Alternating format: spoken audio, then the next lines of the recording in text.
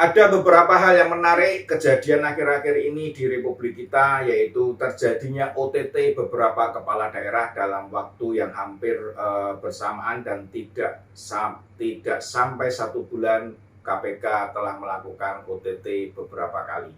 Sobat, yang menjadi viral terakhir ini adalah OTT terhadap Kabupaten Meranti, Kepulauan Riau.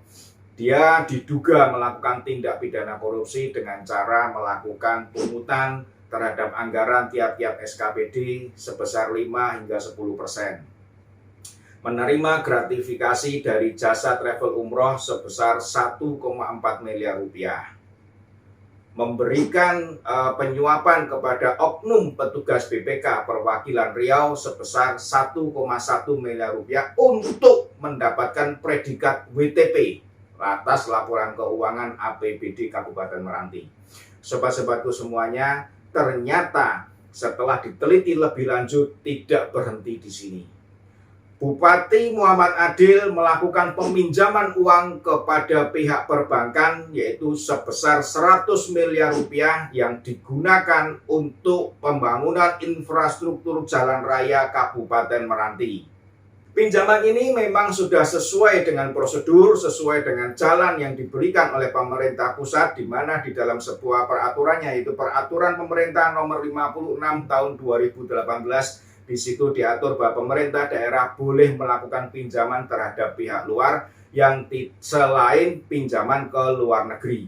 Nah, pinjaman-pinjaman itu oleh pemerintah sudah diberikan aturan-aturannya, yaitu pinjaman kepada pemerintah pusat, pinjaman kepada pemerintah daerah lain, pinjaman kepada lembaga keuangan bank, pinjaman kepada lembaga keuangan bukan bank, dan yang terakhir adalah pinjaman kepada masyarakat yang bisa berupa obligasi pemerintah daerah. Pasal 10 ayat 3 ditulis bahwa pinjaman ditujukan untuk penyediaan infrastruktur pelayanan publik. Dalam hal ini, di Kabupaten Meranti digunakan untuk infrastruktur pembangunan jalan-jalan raya di Kabupaten Meranti.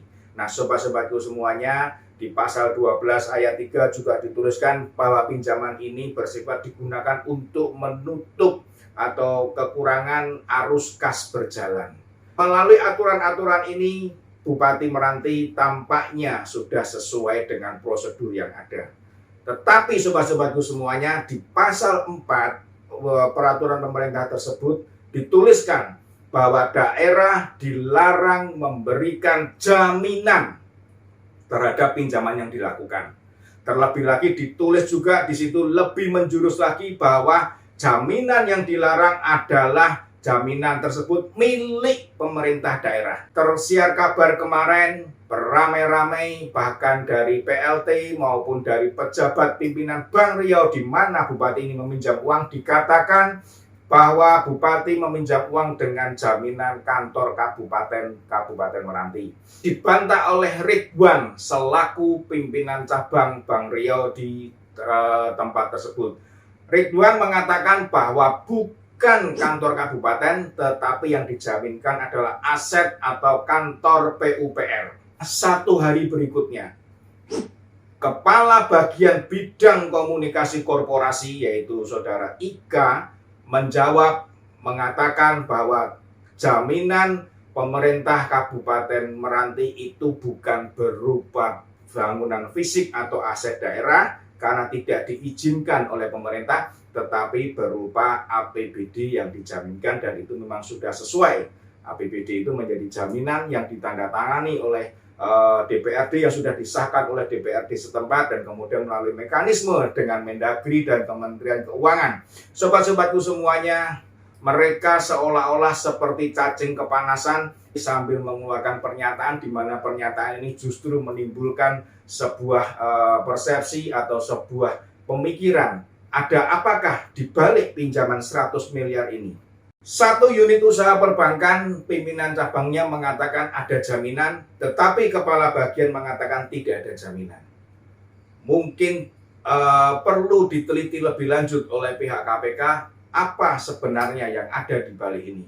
Karena dengan telah mengutip 5% hingga 10% untuk anggaran proyek yang ada di SKPD Kabupaten Meranti, tentu dengan pencairan 100 miliar yang walaupun digunakan untuk pembiayaan infrastruktur jalan raya di Kabupaten Meranti, apakah itu tidak menutup kemungkinan setiap proyek yang dibiayai, setiap pembangunan jalan yang dibiayai oleh uang dari pinjaman ini, maka 5% atau 10% uang itu mengalir masuk ke dalam kantong sang bupati, yang dimana kemarin telah ditemukan sebesar 26,1 miliar. Dan kita semua tahu bahwa bupati ini sedang merancang, sedang mengumpulkan pundi-pundi keuangannya supaya penuh dengan uang yang melimpah. Karena pada tahun 2024 sang bupati sudah mengatakan akan maju di dalam pencalonan pemilihan gubernur Provinsi Riau. Sobat-sobatku semuanya, semua daya dikerahkan, semua kemampuan dikerahkan untuk mendapatkan uang sebanyak mungkin dari anggaran daerah, dari keuangan daerah yang dikeruk untuk memperkaya diri sendiri, yang kemudian akan digunakan untuk menjadi gubernur di Riau. Dan tentunya jika sebagai kepala daerah, seorang bupati dia sudah bisa melakukan hal seperti ini, maka tidak menutup kemungkinan pada saat menjadi gubernur tentu akan lebih besar lagi yang dia cari, akan lebih banyak lagi yang dia dapatkan. Mungkin ini motivasi dia menjadi gubernur, karena sudah mendapatkan sebagian dari bupati, maka sebagian besar lagi akan dia keruk pada saat menjadi gubernur. Apakah ini juga menjadi pemikiran setiap orang yang maju sebagai pejabat pemerintah di Republik ini? Apakah ini memang menjadi tujuan dari tiap-tiap orang yang mencalonkan dirinya menjadi kepala daerah atau menjadi oknum anggota Dewan Perwakilan Rakyat, baik itu daerah maupun provinsi maupun yang ada di Senayan? Sobat-sobatku semuanya, ternyata korupsi memang menjadi bagian yang sangat enak dan sangat nyaman dilakukan oleh tiap-tiap orang yang mempunyai tujuan tidak benar di dalam menjadi kepala daerah di suatu tempat atau di dalam menjadi pejabat di lingkungan Republik Indonesia. Pinjaman daerah kepada lembaga keuangan bank bukan hanya dilakukan oleh Bupati Meranti. Sebagai contoh adalah Blora. Blora melakukan pinjaman kepada Bank Jateng yang digunakan untuk memperbaiki infrastruktur jalan-jalan yang ada di tempat tersebut. Nah, kemudian ada lagi di Kuningan, yaitu melalui dengan Bank Jabar, pemerintah daerah Kuningan melakukan pinjaman yang digunakan untuk menutup defisit keuangan daerah untuk membayar tunjangan profesi guru yang terhambat karena pemasukan PAD tidak sesuai dengan yang diharapkan. Pinjaman-pinjaman seperti ini memang diizinkan oleh pemerintah sepanjang tidak menjadikan aset milik daerah sebagai jaminannya.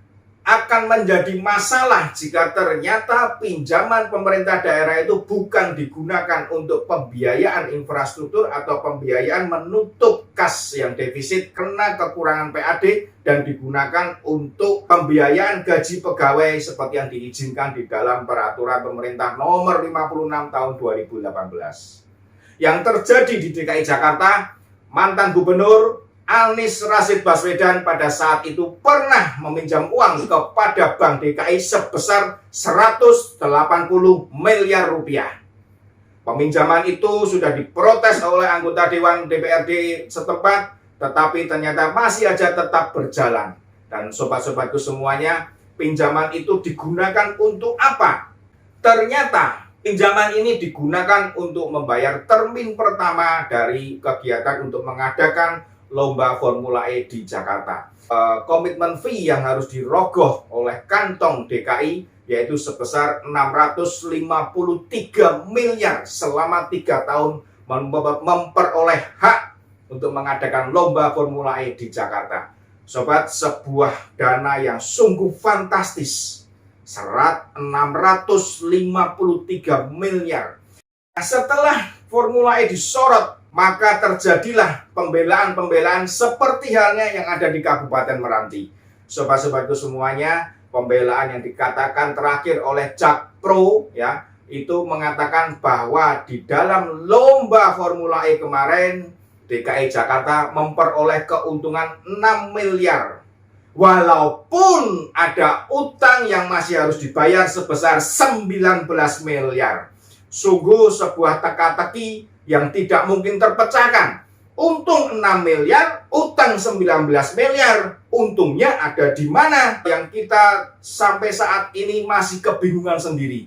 Nah sobat, yang lebih membingungkan lagi adalah pembayaran untuk komitmen fee sebesar 653 miliar selama 3 tahun, yaitu periode 2022, 2023, dan 2024. Jakarta mengeluarkan uang sekian rupiah. Nah sobat, di dalam lomba yang pertama Jakarta memperoleh untung 6 miliar rupiah. Sebuah untung yang sangat besar bagi kita yang tidak mengerti atau bagi kita yang hanya memandang nilai yang fantastis. Sobat-sobatku semuanya, untuk mengadakan lomba tersebut, agar lomba tersebut bisa diadakan di Jakarta, pemerintah DKI Jakarta harus mengeluarkan modal awal, yaitu 653 miliar. Ini adalah modal awal. Modal uang yang harus dikeluarkan sehingga Formula E bisa diboyong ke Jakarta. Tentunya bukan hanya sebesar 653 miliar untuk mengadakan lomba Formula E. Masih ditambah lagi uang-uang untuk sewa tempat, sewa dan lain-lainnya, pengaspalan jalan, pembuatan tempat duduk, dan lain sebagainya. Tentu lebih dari itu. Sobat-sobatku semuanya, untuk Kabupaten Meranti, KPK bergerak sangat cepat. Langsung OTT, bupatinya langsung digelandang, dibawa ke Gedung Merah Putih untuk diselidiki lebih lanjut. Sobatku semuanya, kita serahkan proses selanjutnya kepada pemerintah pusat, dan juga tentunya hal ini kita berharap kepada KPK untuk melakukan tindakan-tindakan yang nyata, karena apa yang dilakukan oleh Bupati Kabupaten Meranti sungguh sangat memalukan. Untuk membiayai program kerja, untuk membiayai infrastrukturnya, terpaksa harus menggadaikan kantor PUPR yang ada di Kabupaten Meranti. Sobat-sobatku semuanya, memang tujuannya bagus, memang tujuannya baik, tetapi untuk mencapai tujuan tersebut ternyata beliau tidak taat aturan, beliau tidak mengikuti aturan yang sudah ada, yang sudah diberikan oleh pemerintah di atasnya, hingga dia terkena oleh OTT KPK. Sobatku semuanya, kita tunggu langkah-langkah selanjutnya, dan kita semua berharap bahwa seluruh kepala daerah yang ada di Republik ini betul-betul menaati peraturan yang ada di atasnya, dan betul-betul berbuat, selalu melakukan pembangunan di daerahnya demi makmurnya rakyat, demi sejahteranya rakyat, dan terakhir demi tercapainya cita-cita negara Republik Indonesia, yaitu membuat sejahtera rakyatnya. Salam Obidantos.